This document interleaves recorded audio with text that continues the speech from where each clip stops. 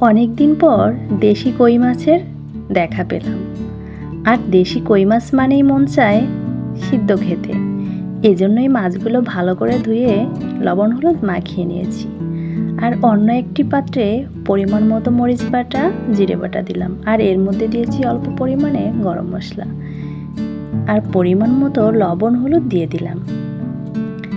এবার দেব খাঁটি সরিষার তেল, যেটা ছাড়া মাছ সিদ্ধর কথা কল্পনাও করা যায় না। সবগুলো মশলা ভালো করে এবার মিশিয়ে নেব।